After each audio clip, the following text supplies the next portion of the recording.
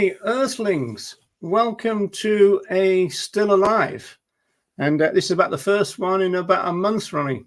Yeah, I think people may have been thinking we weren't still alive. Yeah, well, we can put that to bed straight away, can't we? So we can, yes. I think I'm still alive. It looks like you are, unless you've created some kind of hologram of yourself. Yeah, this is AI. This is. Yeah. So now okay, now we've got an actual guest panelist or a special guest, which is I think the first time for this show, Ronnie, that we've done that. Well, it's the first time for a long time. We have had guests before. We had a couple of folks from Animal Rising. Oh yeah, was that occasionally we'll do a special with a special guest. The old memory is gone, but at least we're both still alive. That's the main thing.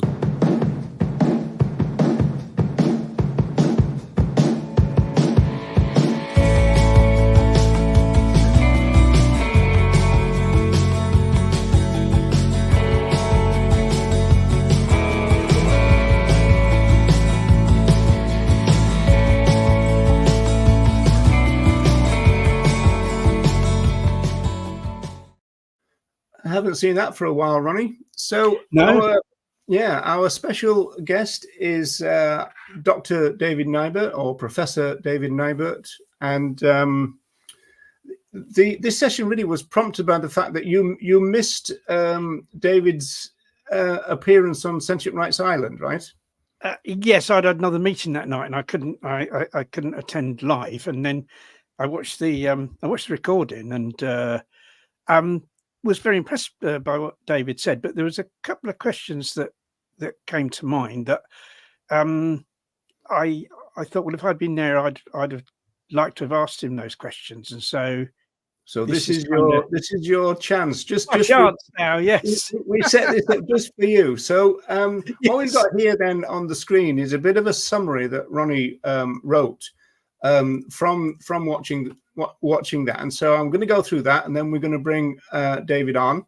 In a recent online talk he gave to Sentient Rights Island, David Nibert spoke of how up to about 10,000 years ago humans largely lived as egalitarian, peaceful herbivores.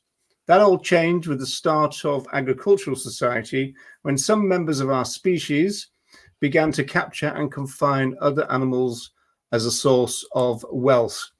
This led to a hierarchical system where violent men led armies that violently seized land to accommodate their ever-increasing number of enslaved animals.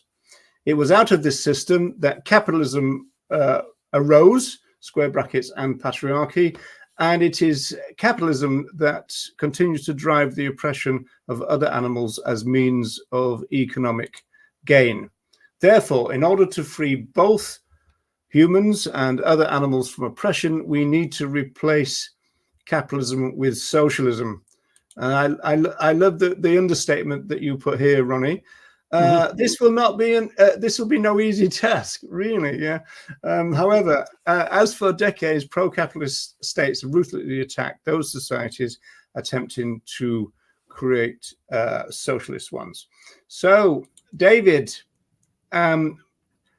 was that a fair summary of your talk? Yeah, I think that's pretty accurate. And I do want to say, before we go on, that this is an honor for me to be on this program with two of the legends of the animal rights movement and the movement for planetary justice. This is just a pleasure for me. So I do appreciate it. The check is in the post, David. The check is in the post. Right, now we are short of time today, folks, so I'm going to dispense with the usual thing of saying hello to everyone and this kind of thing. Still applies that the best way to interact with the show is on my YouTube channel, because this is also going out to 2 Facebook pages. We can see your Facebook comments, but if you want to interact with the general chat, then my Facebook is best. And feel free to comment. We don't charge you, or we don't take any notice of things that are paid. In fact, you couldn't pay us if we tried. We don't have a system where people can pay. So that's pretty good. Right. So from your watching of that video, Ronnie, about 2 or 3 questions appeal to you or was prompted. So do you want to hit us with the first one? Yeah, I'll just say first that don't be surprised if I suddenly jump, because the cat you saw in the background, who's now next to me, is Tilly. Oh, beautiful. And she has a habit of biting me if I don't give her attention. Oh, keep giving her attention. All. So I have to stroke her. I'll have to keep stroking her with one hand while I'm speaking. Well trained by Louise, I see. Yeah, Louise bites me as well if I don't give her attention. Oh, okay, so right. I'm very used to it. But Tilly is. So Louise and the cat in the same room. You're in a lot of danger. Yeah, no, Louise isn't here yet, but Tilly is. So I've got to watch it. Yeah, the first question, really, David, that kind of rose for me, sort of, kind of watching the show, and I think you kind of covered it to some extent, but it was kind of just to, I suppose, get a bit more clarification on it. Is we've got the phenomenon now of right-wing vegans. I think probably there's always been some vegans that have been right-wing, but there've been more of them, or they seem to be making more of a noise now. And one of the things that they'd say is that, well, under socialist systems, or under systems claiming to be socialist, in the Soviet Union, China, for instance, animals have been other animals have been equally as oppressed as they have been under capitalism. So, as far as the animals are concerned, does it really make any difference what system we live under? Yeah, so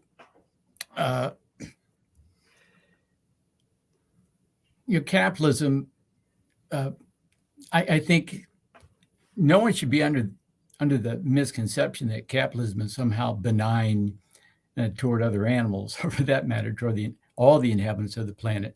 As I talked about during the program you referenced earlier, for 10,000 years, people pursuing material gain, primarily, powerful men, they've just rampaged the planet. And they did it for material gain. They had the power to do it, and they eventually created states to institutionalize that power. And then they always used ideological control, to naturalize, normalize, and that oppression. And that system, just morphed into capitalism. Capitalism wasn't any significant break from that system. Capitalism is just a more nuanced, sophisticated form.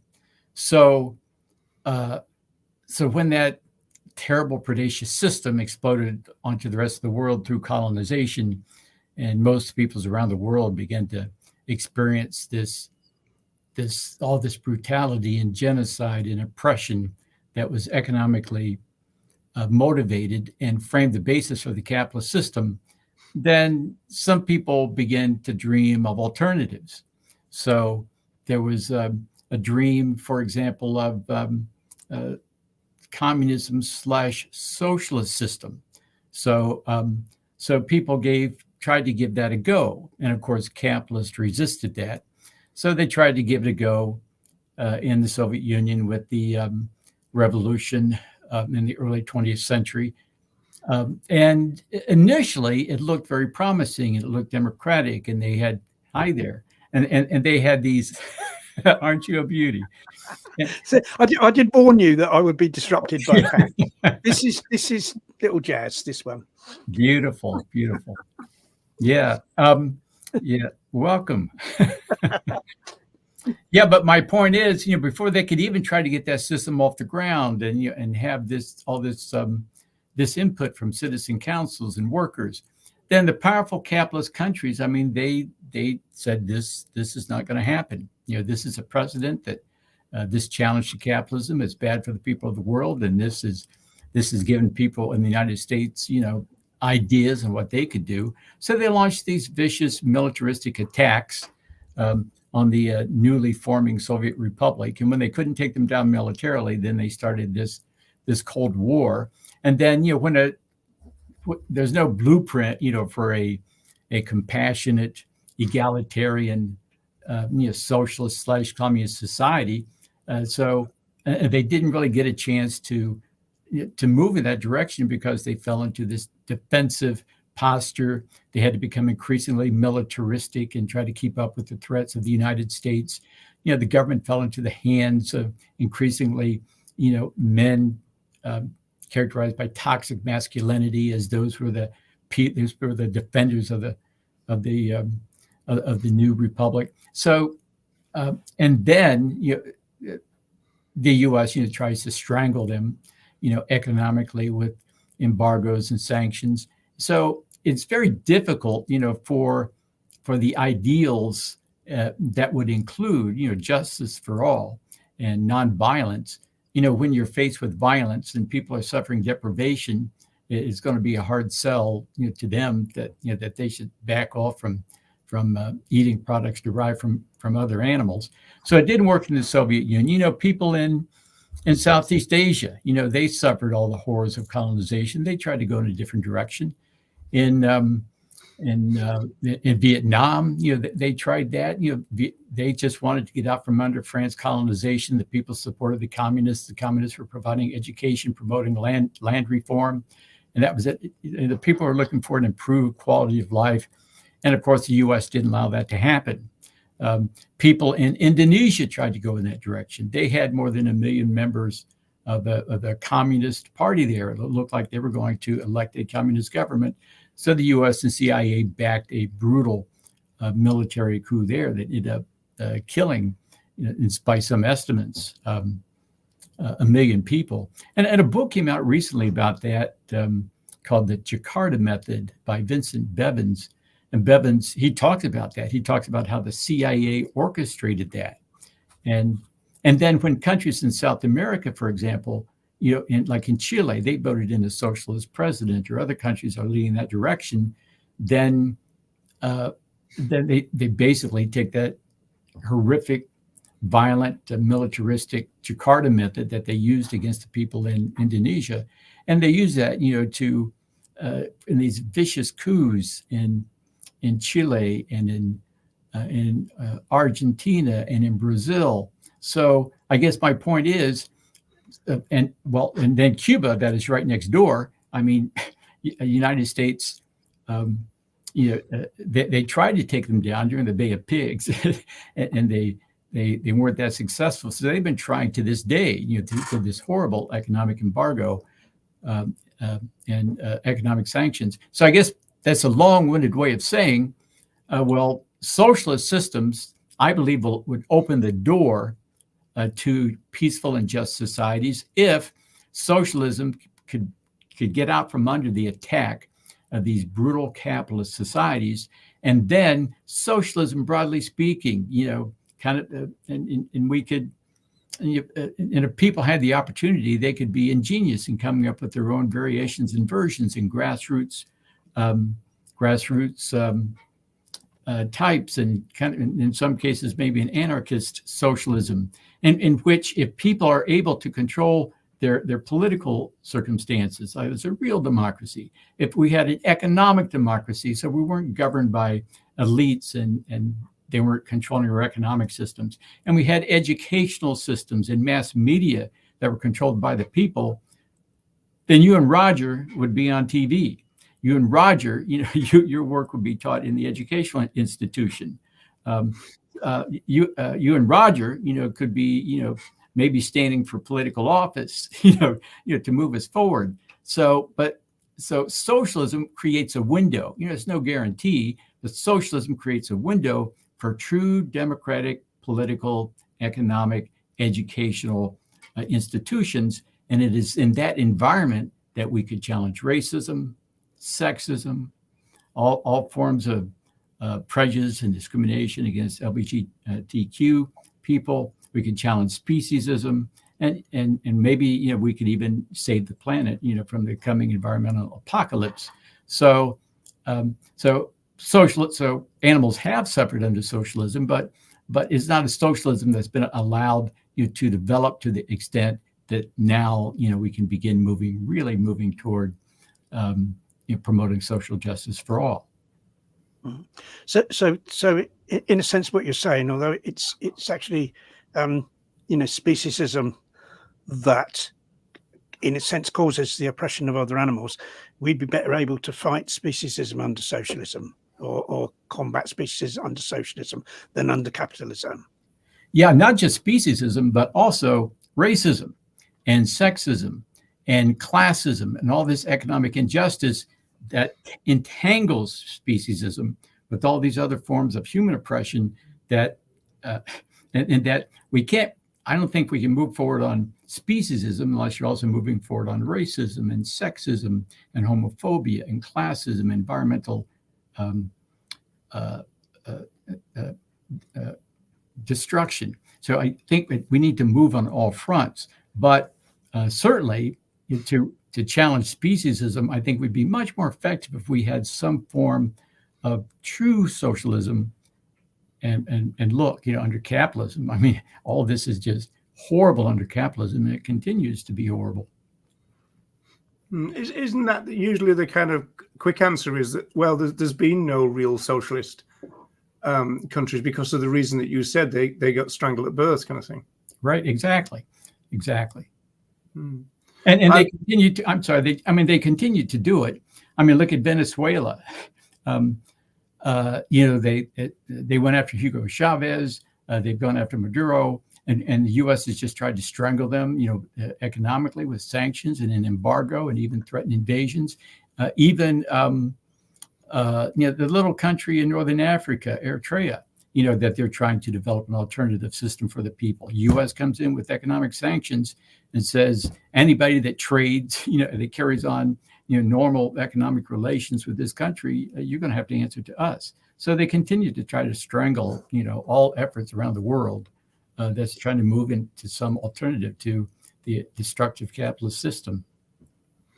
Well, Ronnie, I got another couple of questions based on what's already been said, but in case we run out of time, maybe you should go ahead with your second point, perhaps. Yeah, we could do that, and then we could come back to any other questions. Yeah, my second point is this idea of the pursuit of, it's all come from the pursuit of wealth. But what we're seeing now is that companies that were very involved in obtaining their wealth from the oppression of other animals. I mean, if I give you one example, for instance, Fray Bentos in a horrific oppressors of other animals through their kind of huge processing factories and selling of their products containing the bodies of other animals all over the world. They've actually brought out a pie that's suitable for vegans, or perhaps a number of products that are suitable for vegans. So it's as if they're seeing that creating these products suitable for vegans is another means of obtaining wealth. And kind of what I wanted to ask you was, if there was enough consumer pressure for it, could we see a situation where we could have an end to animal agriculture and even an end to the fishing industry, because that is where these companies saw where the money was, that is where they saw where the wealth was, rather than through animal products? No, I don't believe that's possible. Of course, they see a market, right? They see there's a growing number of people, transitioning. So they basically see an opportunity to tap into that, and not to lose that market share. So that's why they're doing it. And a lot of it is processed foods, and a lot of it tends to be more expensive than the average fare. So again, that tends to exclude, the vast majority of many societies, not to mention the world, who will, and as long as the more relatively educated, though education does not convey wisdom, and somewhat affluent, they tend to sidestep the oppression, or they want to eat healthier, whatever the reason is. But still, as long as they're consuming those products, then that simply gives a green light, for everybody else in the society and the world to do so. But their products are going to be primarily in somewhat more affluent societies, while the majority of the people of the world's, we see growing levels of poverty. I mean, we see it right here in the United States. I mean, in the United States, it's just continued growth in maldistribution of wealth and income. And right now in the U.S., 3 men own more wealth than half the society. So people here are struggling.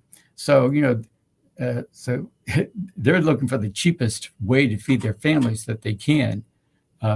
Even though I in my own way, I try to tell people, you could feed your family healthy vegan food. I mean, you don't have to buy these processed things. You buy beans and rice and lentils and vegetables, and you can feed them well, and it would be healthy. But my point is that that the masses of people in the world, especially with growing inequality and with the climate crisis coming in and people still reeling from the effects of COVID, I mean, people are just trying to survive. So while these corporations may try to grab some of the market share in more affluent societies, that slaughterhouses are just going to keep churning to the extent that people around the world have enough income in some societies to afford that. I mean, right now in some countries, just the coming of a McDonald's or of a Taco Bell, like that's a sign of progress for people. So again, I don't see it happening under capitalism, especially as there's more suffering, more poverty. Climate change is going to bring in more hunger, and the masses of people in the world, and even in countries like the United States, people are going to be eating anything they can. So I think when you look at the whole situation, you look at the bigger picture. The world's in a big problem right now, and with this, for example, the climate crisis and over hunting for recreation by the elites. People hunting other animals for food, and this whole quote unquote bushmeat trade. Where the other animals, free living animals of the world, their numbers are just being decimated. So, we need a radical departure from where we're going now. So I don't think corporate capitalism, on one hand, they may be providing more fare, for a percentage of the population in more affluent societies, but they're destroying the world and pushing it into greater depths of deprivation. Oh, thanks, David. I think, Roger, did you want to ask your couple of questions now, going back to... Yeah, okay. Yeah. Reminder for people... I'll come back on. There's something I wanted to say in response to that, but you ask yours. Okay, right. Okay. First, yeah. So let me set this question up for you then, David. I think you subscribe to the kind of position that was put out by Hegel at one point, and also some feminist scholars, this kind of idea that there came a time when other animals were enclosed or captured, and men began to understand procreation, and so they understood how babies were created, as it were. Before that, it was all a bit mysterious, in the sense that 9 months later, plop baby type situation. Mm-hmm. So that led then to patriarchy and capitalism, in the sense that men realized that they were in control of female sexuality, but they wanted, through their ownership of other animals, they wanted to pass their wealth down to their sons. So that meant that they needed to know who their sons were. And so it all kind of came together in a kind of neat package of other animals became a source of wealth, as you say. And also men began to control other animals, and they wanted then to pass that wealth on to their children. So that meant that they started to control the sexuality of women. So, I mean, first of all, would you kind of subscribe to that kind of idea? Yeah, I think that's a big piece of it. But I think the deformation of masculinity, we can go back further than 10,000 years. It arose with hunting, when men first started rising up in developing weapons, because we're not natural carnivores, right? We developed as herbivores. We can't chase down, a rabbit to kill, or, so we have to, our species had to develop weapons, and they had to go out in armed groups, and they had to ambush and have developed strategies that later were parlayed into tactics for warfare against our own species. But then when domestication arose, this actual capturing and confining of other animals, it took powerful men. Powerful men saw this as a source of wealth, and the more horses that a man had controlled, the more sheep, the more goats, the more camels, that was his wealth, and then he could only hang on to that if he had the power to do it. So this became a very destructive system, and no doubt, understanding, where children came from and the control of women, was just developed right alongside this. But this rampaging, especially by these powerful males who decided they're not going to settle down. They've got so many animals, they have to stay on the move constantly. These nomadic pastoralist societies, they just rampaged across Europe.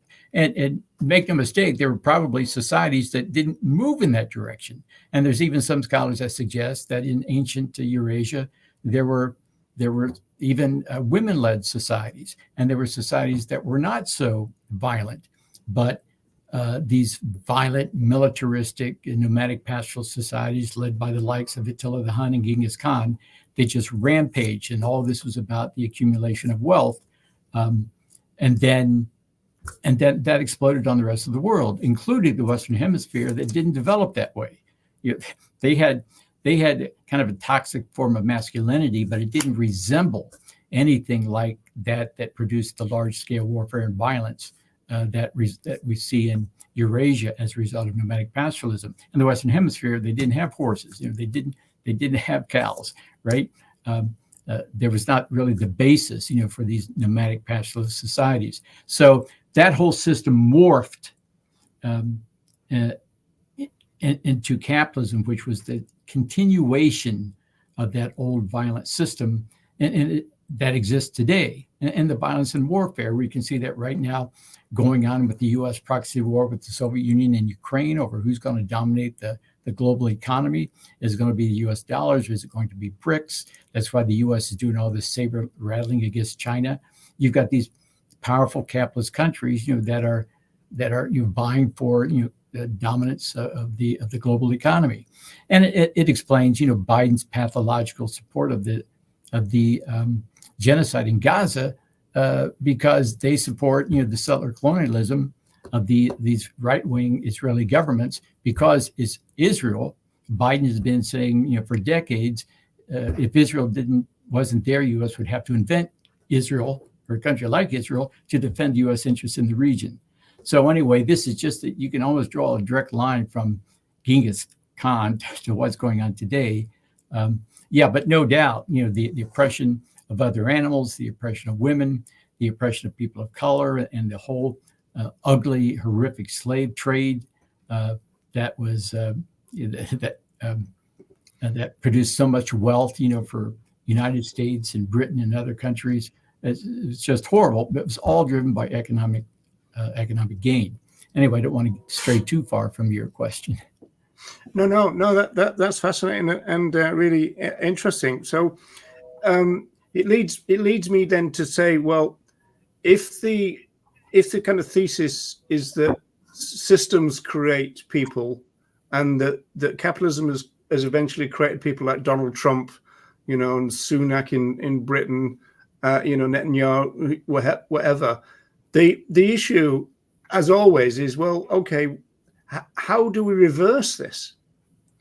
Because those people are ruthless with their power, and they'll cheat and they'll lie and they'll do everything they can to maintain their power. How are we going to turn this juggernaut around? Yeah. So, like I say, they have defended the system militaristically. They defend it here within the United States with the FBI, for example. They defend it globally with the CIA. They're watching people, with the U.S. National Security Agency. It's like watching people around the world and watching their calls and online activity. It's just trying to look to spot where the next revolutionary movement may be coming from. To challenge this requires people to pull together. The movements need to pull together, and we need to pull together across these artificially created borders that the capitalists have created, through the World Trade Organization, free trade agreements. The world is open for them to transfer their money and their commodities around, but they create these and defend these rigid borders, to try to keep labor trapped and try to keep people segregated. So I think I'm saying it's through the work that you and Ronnie are doing, and many others in the movement, plus linking hands with those who are challenging racism and sexism and homophobia, and linking hands with the environmentalists, both in our countries and around the world, and trying to build a movement that is terrifying to the powers that be. So that's why they are continually working to co-opt movements, when necessary, to use violence, as they did in the United States with the Black Lives Matter protests that went on, using violence, to try to smash those movements. I think the answer lies in education and joining hands with people across movements and around the world. Yeah.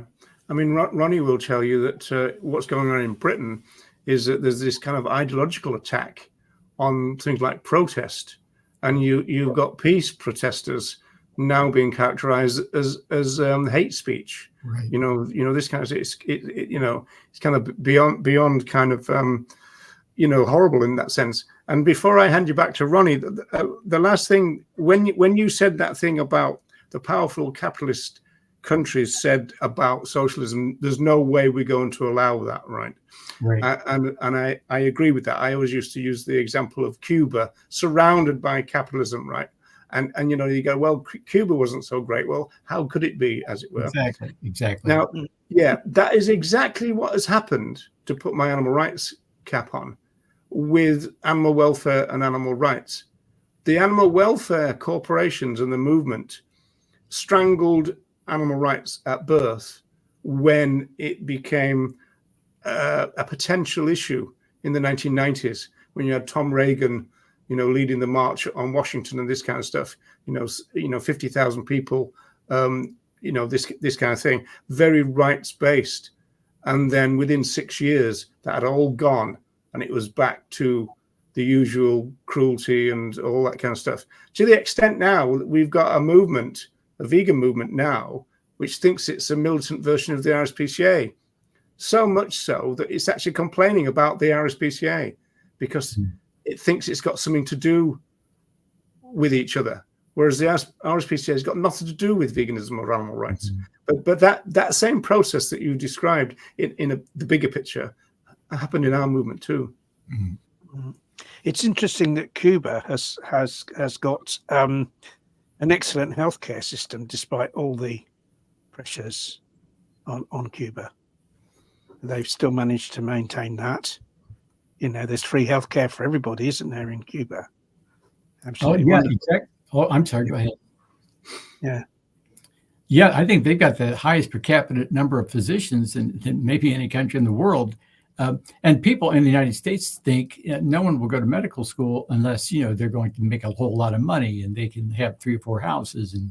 But no, I mean, it comes back, to what Roger mentioned, is how people are raised and how they're socialized. There is no intractable human nature. You can take one of Donald Trump's sons, and if he'd been raised in Cuba, he might be a doctor. Well, I don't know if he'd be a doctor, but he would. But he'd have a very different version of the world.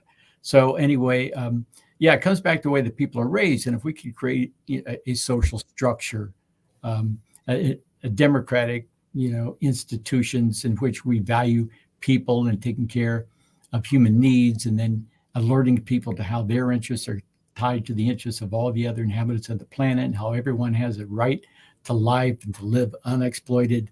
And then if people believe that, then we wouldn't have violence, and we wouldn't have warfare. We wouldn't have, all the ongoing deadly shootings in the United States, in which, in which a country where, Trump may well be reelected president again. And he only does that by dividing people. He does that with racism and sexism and classism, and he's got the backing of right-wing evangelicals and Christian nationalists, and they're not friends to animals or animal issues. Hey, right? David, I thought the trouble in the States in terms of schools was the drag queens telling stories to children, not people going in there with guns. Right. Yeah. It's much better to have police in there, walking them down the halls than it did to have somebody to come in to talk about, love and affection. That's I think it was Lenny Bruce said a long time ago, you can turn on TV and you can watch people shoot each other, hang each other, stab each other. But if you see two people of the same sex expressing love, that's obscene. And unfortunately, we've got the whole world turned upside down. So, Ronnie. Yeah, it was just really back to the situation of, where I was talking about, the big corporations kind of jumping on the vegan bandwagon. I mean, we've got a situation here where I think every single plant milk that you can buy in a supermarket is produced by a dairy company or by a subsidiary of a dairy company. There's so much, and they're constantly buying out. They're constantly buying out. So I mean, we had up in Scotland, there was a vegan-run company that produced cheese that was suitable for vegans. They were bought out by a huge Canadian dairy company. It's happening, that's happening all the time. Right. But one thing I say to, when vegans use this argument about, but as long as we buy the vegan products, we can, we could have a kind of get rid of animal agriculture in the fishing industry just through, consumer pressure.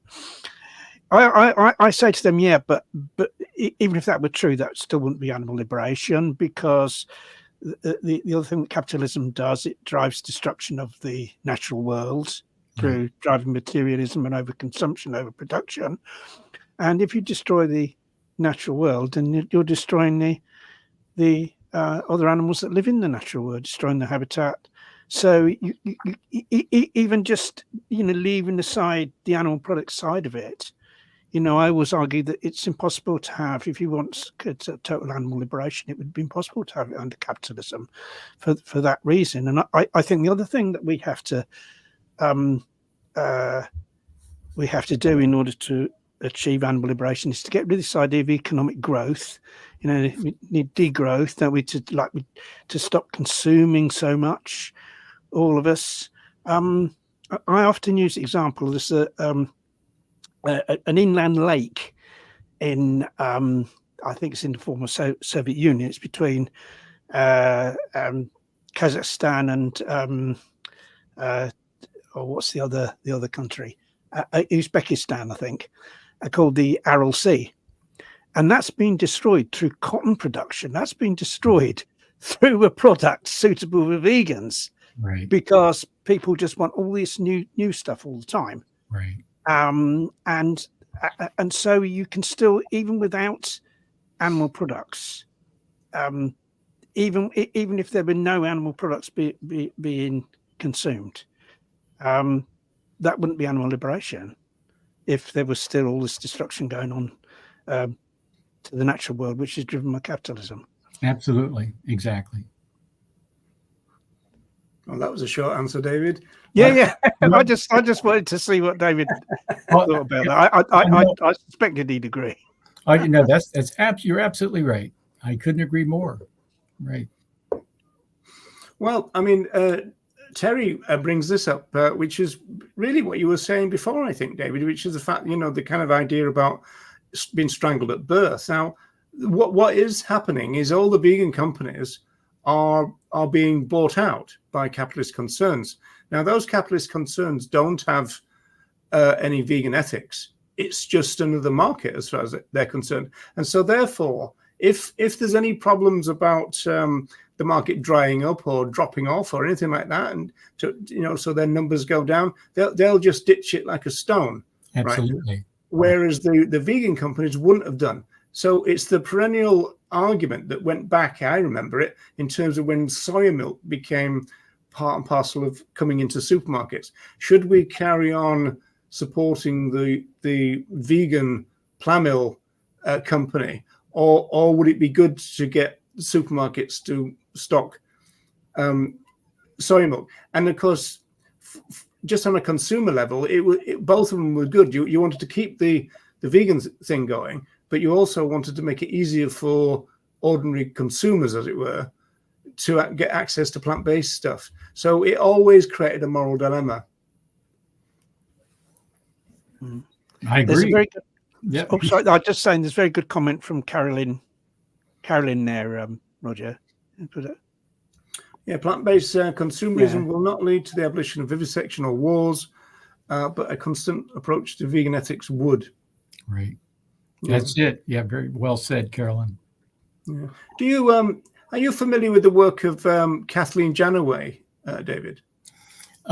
Largely through your work and the vegan pioneers, and from what I gather, the whole rise of the vegan movement, modern vegan movement, connected the treatment of animals to the other injustice and violence going on around the world. But you can elaborate on. No, that's entirely true. The point I was going to make was the fact that in 1992 she gave a speech where she said that if veganism could come about in terms, because they always talked about the vegan way and this kind of stuff, if the vegan mindset could become the dominant mindset, it would obviously liberate other animals. But she said it would also end poverty and also warfare. So that was the expansive view that they had, which really chimes with your position, I think. Right, and to develop that mindset, capitalism is doing everything they can. They don't want that mindset, right? They want the hierarchy. They want the huge share of the wealth. They want to promote the fragmentation and the hatred and the division of people. To keep everybody dazed and confused, so that there's no movement, developing that could make an effective challenge to the status quo. So, I think it is a movement toward, socialist / communist / anarchist ideals, right? That can move us in, that would develop, that could fertilize, the development of that mindset, that we could then, again, if institutions were not controlled by the capitalists and we didn't have them denouncing LGBTQ studies here in the United States, they weren't denouncing critical race studies in the United States. I mean, they're always going to use the system to defend their interests. That vegan mindset, right? We could nurture that and develop that quickly if we could transition to a different system. How kind of pernicious do you think it can get, David? We already know in terms of animal activism that you've had things like the spy cops, and you've had the state and also corporations, kind of paying people to infiltrate and to change things. We've had lots and lots of police officers who've been paid to infiltrate the movement and other left movements. Could that, do you think, happen in terms of veganism? I mean, for example, there's a big push at the moment, or there's a lot of people in the movement who are regarding veganism as a diet, right? So that's a reduction of what it is. There's another group of people who insist that veganism has got nothing to do with what the pioneers said. It's an animals only thing, and it's kind of a stay in your lane type thing, very, very strongly, I mean, I don't want to make any accusations, but I mean, is it possible that there's people come into the movement to shape the movement in order not to allow the expansive vision of veganism to flourish? I think without a doubt there is. And John Sorensen, Brock University, he wrote a book that came out a few years ago that talked about not specifically the point. He talked about the infiltration, the demonization, the declaration that the animal rights was like, you know, a terrorism. They were defined as terrorists in the United States, and that there was this political movement to vilify people within the animal rights movement and then in the radical environmental movement. But then companies themselves were infiltrating and gathering information and like trying to set people up. So I'm sorry, I can't remember the name of John's book. It's a great book. John Sorensen wrote that. Sorensen, yeah. But I think without a doubt, you know, there are people within the movement who may well be on the payroll of Tyson Foods or have a contract with the U.S. Cattlemen's Association or somewhat, you know, that this is their work, right? I wouldn't be surprised. I'd be surprised if it wasn't happening. Okay, do you want to take some questions from the floor, as it were, David? Deb here is suggesting that the size of the human population has got to play into this somewhere. Saying, you know, not advocating eugenics, but I don't think any economic system is viable towards the natural world. Of course, you know, the fact that we exist impacts the natural world. We accept that, and so the number of us who exist is bound to have an effect, isn't it? Yeah. So I think there's two things that's going on, even as the world is rushing toward 10 billion people.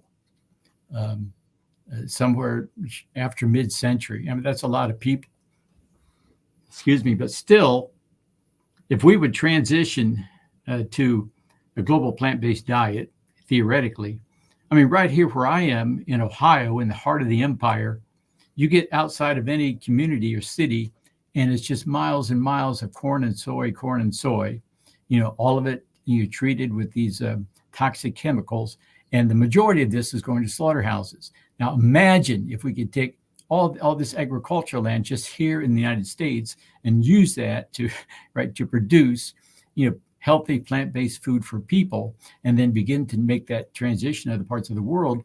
We'd have more than enough now to feed, you know, that 10 billion people. Plus, there would be enough left that we could do reforestation. We would allow indigenous peoples to take, you know, major parts of their land back. There would be a growing habitat for the other animals of the planet, you know, that are disappearing rapidly because of loss of habitat and climate change. But capitalism, once again, has produced in many ways this overpopulation problem, because we see the growth in births in countries where women, you know, have little political, economic, and social power. They don't have control of their lives. And this is disproportionately in those parts of the world that suffered from genocidal, deadly, exploitive colonization. And today, you know, they're under capitalist, imperialist control.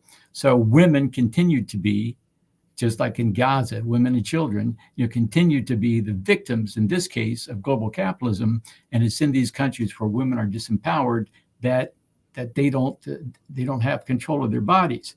We tend to find that in countries where women do have more opportunities, then you see a leveling off, if not a decrease, in the population as women take more control of their bodies and their lives. So this is a capitalist manufactured program. But even so, if we transition, I mean, imagine we transition to plant-based diet, we could save the planet, we could save the environment, we could help all the other animals and a lot of indigenous peoples by letting so much of this land used for all this animal feed production and ranching, you know, to go back to the animals and indigenous peoples. We could feed everybody healthy, and if women then, you know, under some type of socialist system, you know, kind of vaguely stated, then they would be more empowered, educated, have economic alternatives. They'd take control of their their lives. You dreamer, David. My sister, who went vegan about the same time as me, always said that the reason we won't feed what was then called the third world is because if we did, they would then want other stuff like a share of the oil and this kind of stuff. And so it's not just about the ability to feed, it's about what the people would then want to do as consumers. I mean, I do understand that if those people were brought up in a vegan mindset, then they wouldn't be as kind of they wouldn't be consuming as much as people do in general. But she was basically saying that's one of the reasons why we won't feed everybody, even though we could. Well, I think they don't feed everybody because it's not profitable. That's why they're not feeding them. What the United States has done. The United States has gone like into countries in the Caribbean and Latin America, for example, and they begin to sell surplus agricultural goods at discounted prices, and they undermine the ability of those peoples and the farmers to make a living. So they undermine the food sovereignty in those systems from Mexico to Central America and other parts of the world. And then when they undermine their ability to produce food for themselves, then they take that food aid and they tie it to market prices, and they tie it to those countries voting with the U.S. At the United Nations and other concessions in order to keep that coming in. So, and I think people are kept hungry. It's to some extent it's a method of economic political control, and you can, just like in the United States, you keep people poor, but you've got a very modest housing program, food program. You give people just enough, to keep them off the street, and the system continues to go. So yeah, I think they're not fed because there's no profit in it. Yeah, and just enough for them to keep fighting over the scraps, I suppose. Exactly. This is an interesting one. I think this might be, if I'm reading this right, this might be that the idea that kind of like if we were to shift people in any kind of way, we often get this from the national groups where if you can get them to do a little bit. And then that means, therefore, they're thinking about animal ethics, which might be the first time. Then it might grow into veganism. The kind of the one step at a time type of attitude. I think that's possibly what's been said there. So in other words, if people have got more plant-based options, and that would therefore mean within the capitalist supermarket system, then would that make them think ethically about veganism? I think that's what's been said. Yeah, I think that's based on the assumption that a lot of people become plant-based because of the veganism that was embraced by the founders, that you talk so much about, in which veganism is actually a movement for world social justice and an anti-violence movement. I think a lot of people transition to veganism because they see it as a healthy diet. I have a friend in Los Angeles. He moved there from Ohio, and he said there's a lot of vegans here, but nobody's that concerned about other animals. They see this as a healthy alternative.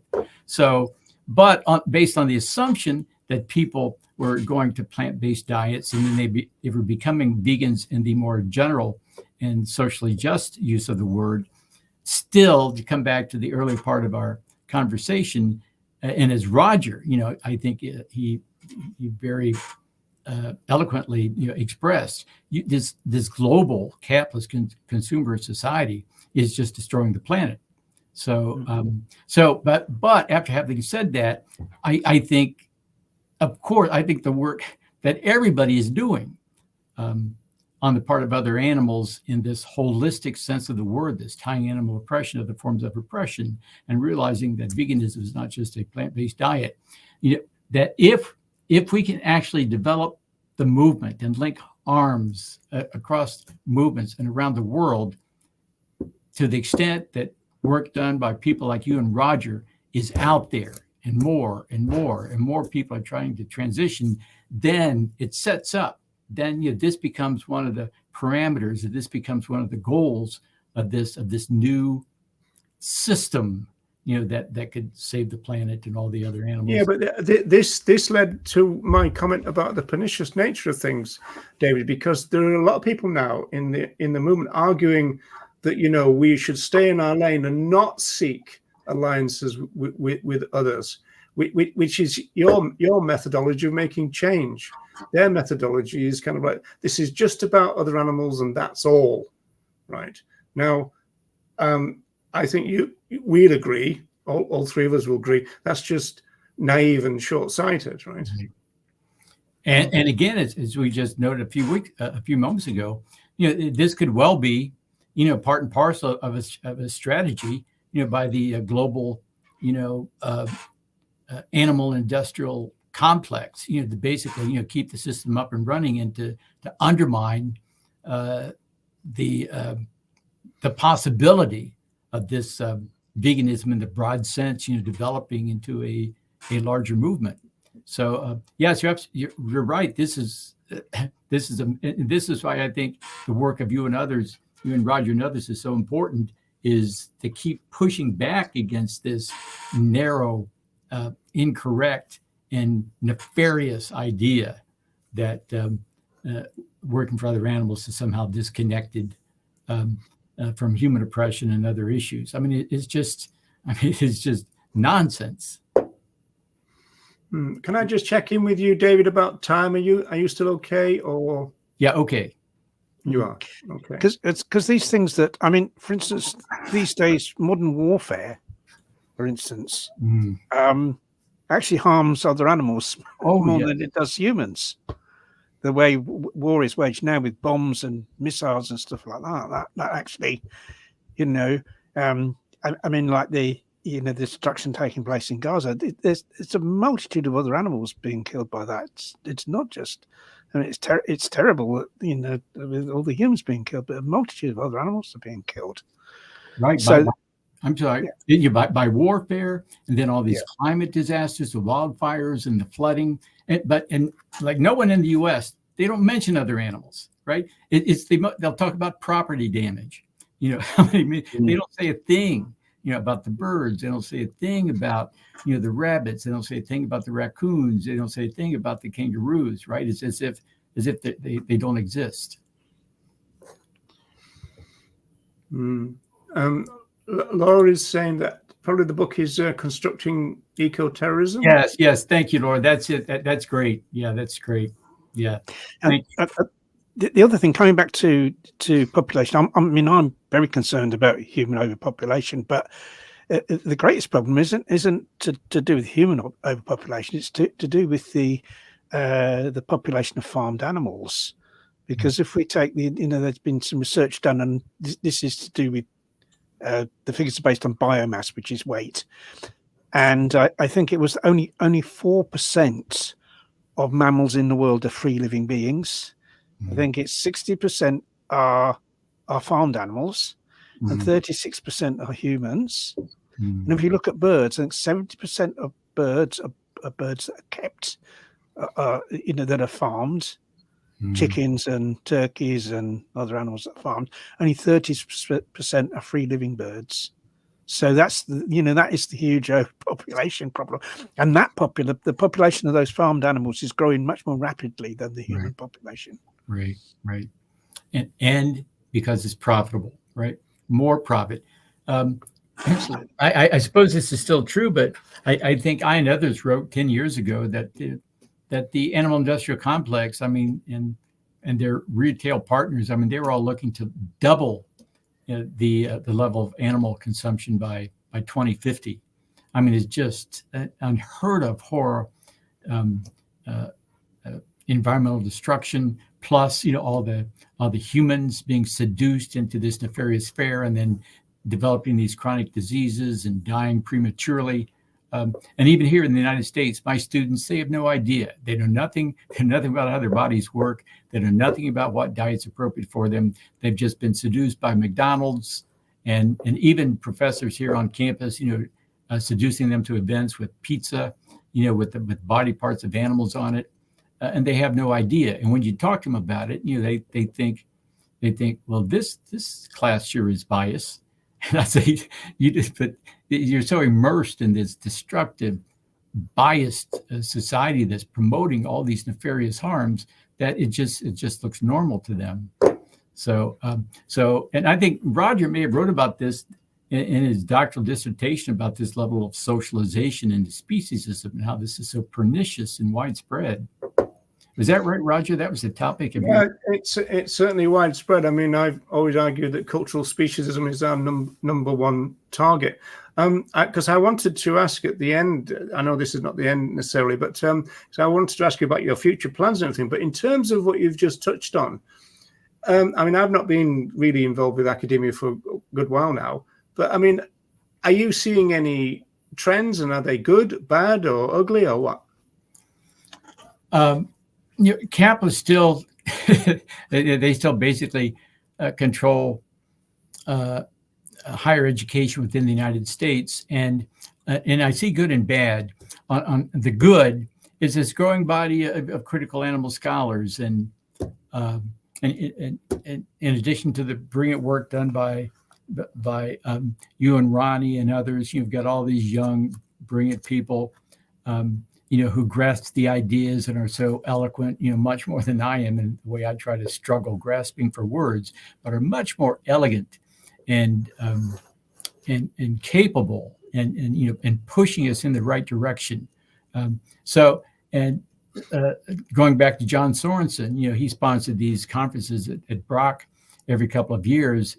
And I mean, those were just beautiful places, flooded with all of the young people coming in, doing all this terrific research, and going back to their universities and pushing for the creation of courses.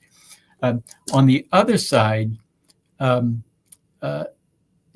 because of the desperate situation of the U.S. economy and so much deprivation and maldistribution of wealth and income, colleges, universities, students can't afford to get in, right? So we're seeing declining numbers of young people getting into universities. So then universities, they're coping by cutting curriculum. So some universities have cut their sociology courses. Here at my university, they cut geography. They've cut a number of languages. They're getting ready to cut philosophy, and they're creating vocational programs, right? We're going to guarantee you a job. Here's your business degree. Here's a nursing degree. So they're becoming more vocational and less inclined to promote, the classic, liberal arts tradition. So it's troublesome, but still they're not able to keep down this increasingly growing number of young critical animal studies scholars. Would you say that? Well, I think you just did really, that critical thinking is not really the thing that's driving universities, as arguably you could say was in the 60s. It's now the kind of like jobs and precisely. Yeah, that Wittenberg argues. We're going to put you on a career path, and we're going to put you into a job. Who's with you there now, Ronnie? Who's that? This is Misty. Misty, hi, Misty. What have you? Yes, and I've got her son's just next to me, Noodle. You probably can't see him. Very nice. Yeah, you can see Misty was found wandering the streets, and she was pregnant at about 6-7 months old, and we took her in, and she's had her kittens here, and we've actually still got some of her kittens as well as her. Beautiful. Yeah, great. Deb is inviting you to do a bit of advertising for your current courses and stuff. Are you still teaching at a university? Deb's asking. Yeah. So, to the displeasure of the administration here, who have been anticipating and promoting my retirement, looking forward to my retirement, I'm thinking, well, kind of like Ronnie, I'm supporting so many rescued other animals, and there's vet bills and that I can't afford to retire. You can't afford to retire, yeah.